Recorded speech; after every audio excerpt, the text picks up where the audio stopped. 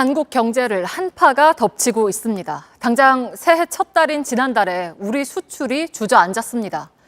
지난해 같은 달과 비교해서 무려 17% 가까이 줄었습니다. 수출이 이 지경에 처한 건 반도체 불황 탓이 큽니다. 반도체 수출액이 1년 전에 비해서 40%도 넘게 떨어진 겁니다. 상황이 이러다 보니 IMF는 올해 세계 경제 성장 전망치를 조금씩 올려 조정하면서도 우리나라의 성장률만 계속 낮춰가고 있습니다. 주요 지표가 줄줄이 아래로 향하는 경제 겨울인 겁니다. 먼저 우리 경제의 버팀목이어야 하는 수출이 처한 심각한 상황을 김도훈 기자가 보도합니다.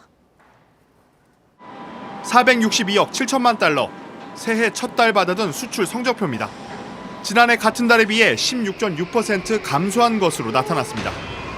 수출에 한파가 불어닥친 건 우리나라 최대 수출 품목인 반도체가 계속 나빠진 탓이 큽니다. 글로벌 경기가 침체된 상황에서 메모리 반도체 가격은 떨어지고 수요는 줄어들고 있기 때문입니다. 반도체 수출 규모만 보면 올해 1월 수출액은 60억 달러로 1년 전에 비해 44% 넘게 줄었습니다.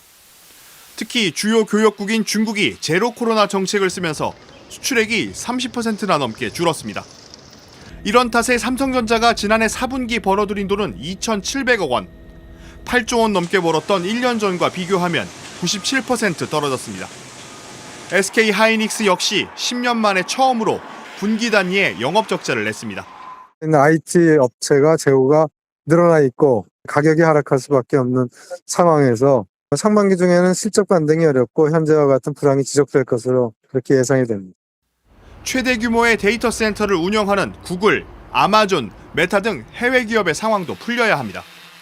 수출은 부진한데 원유, 가스, 석탄 등 3대 에너지 수입은 계속 늘고 있습니다. 이 때문에 1월 무역 적자 규모는 관련 통계를 집계한 이래 역대 최대가 됐습니다. 한국은 수출로 먹고 산다는 말이 무색해졌습니다. JTBC 김도훈입니다. 여러 그 지표에서 드러난 수출 부진과 경기 침체가 현장에서는 어떻게 나타나고 있는지 저희 취재진이 둘러봤습니다. 재고를 판매하는 업체의 물류창고에는 TV나 노트북 등 포장도 뜯지 않은 2월 상품들이 겹겹이 쌓여 있었습니다. 또 수출공단 근처의 식당 주인은 외환 위기보다 더 어려운 시기라고 말했습니다. 김태형 기자입니다. 경기 고양의 한 재고 판매 업체 물류 창고입니다. 1,300제곱미터 규모의 창고 안엔 TV, 밥솥 등 각종 가전제품이 겹겹이 쌓여 있습니다. 대부분 포장도 뜯지 않은 2월 상품입니다.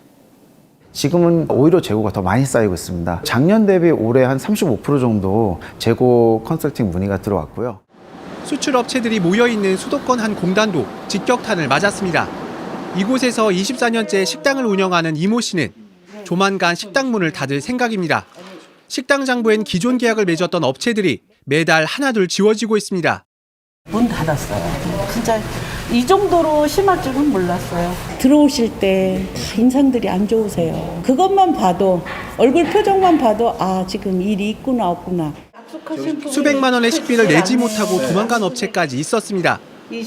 지금 상황이 IMF 때보다 경기가 안 좋아서 너무 불황인 것 같아요. 제가 매장 2개를 했는데 하나를 폐업할 정도입니다. 수출 부진의 그림자는 내수 시장에도 짙게 드리워져 있습니다. 유명 가전제품 대리점들이 할인 행사를 통해 재고떨이에 나섰지만 역부족입니다. 일단 내방객 자체가 거의 없어서 보통 진열 제품 할인을 붙여도 내방객이 거의 오지 않는 실정입니다. 인천의 한 대기업 가전제품 서비스 센터. 창고에 빈자리가 가득합니다. 꽉 차 있었죠. 2단까지 쌓여 있고 1단도 채우기가 어렵죠. 가전제품을 설치하는 일감도 하루 평균 3분의 1 수준으로 뚝 떨어졌습니다. 지금 7년 중에 입사해서 지금이 제일 어렵습니다. 저녁에 배달하시는 분들이 계시고 퇴사하시는 분들이 있고. JTBC 김태형입니다. 수출도 내수도 좋지 않지만 오히려 물가는 오르고 있습니다. 그래서 서민은 더 힘듭니다. 라면 볼까요?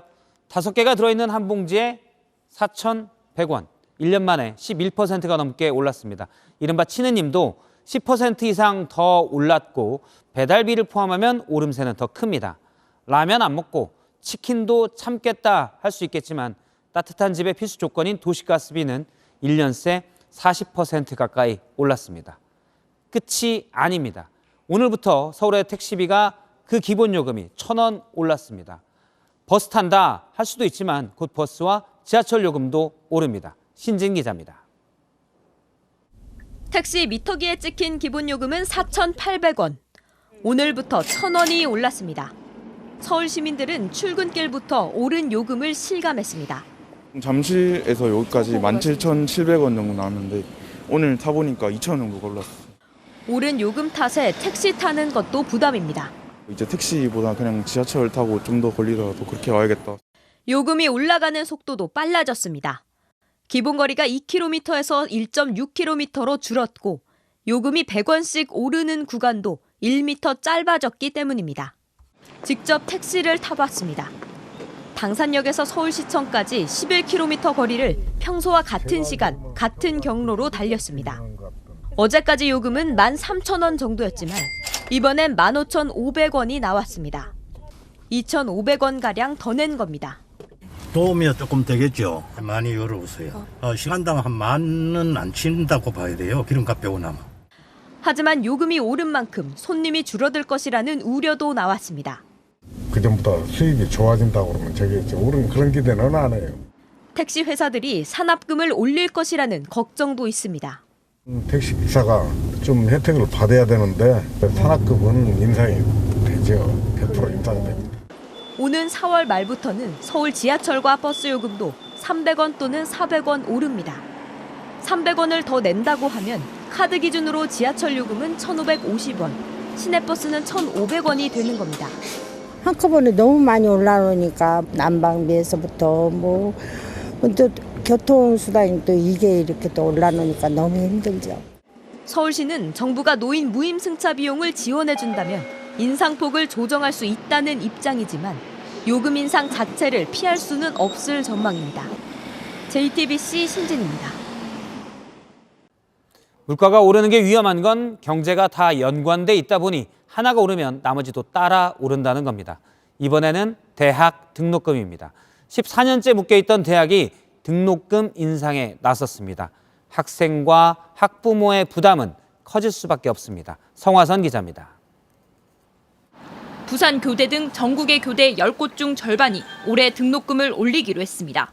배송업체에서 일주일에 3번 정도, 3-4번 정도씩 일을 하고 단기직으로 해서 등록금을 내고 있어요. 알바를 얼마나 더 늘려야 하지라는 생각에 막막했던 게 사립대 중에서는 동아대가 처음으로 등록금을 인상합니다. 한 학기를 기준으로 10만 원에서 20만 원이 오릅니다. 지난 14년 동안 대부분 대학이 등록금을 올리지 않았습니다. 대신 정부가 국가 장학금 명목으로 지원금을 줬습니다. 하지만 학습 장비나 시설을 바꾸기엔 부족해 결국 지원금을 포기하고 등록금을 올리는 대학이 잇따르는 겁니다. 학생들은 당장 걱정이 커졌습니다. 교통비도 최근에 오르고 가스비, 난방비, 또 최근에 월세도 다 올랐다고 하는데 학비까지 인상되는 거는 대학생들에게 더 많은 부담이 생길 거라고. 지난해 평균 대학 등록금은 676만 3천 원, 가구당 한 달에 평균 486만 9천 원을 벌었는데 매달 11.5%를 저축해야 자녀 한 명의 등록금을 낼 수 있습니다. 진짜 너무 버거워요. 아들이 지금 알바를 하는데도 엄마 이거 휴직기를 내야 돼, 나 졸업을 해야 돼 이렇게 얘기를 하더라고요. 애들은 어떻게 공부를 할 것이며 부모들이 어떻게 지원할 것이며. 교육부는 당장 등록금 자유라는 없다고 선을 그었습니다. 하지만 물가 상승률 평균의 1.5배라는 법정 한도 내에서라도 올라가면 가계 부담을 막긴 쉽지 않습니다. JTBC 성화선입니다.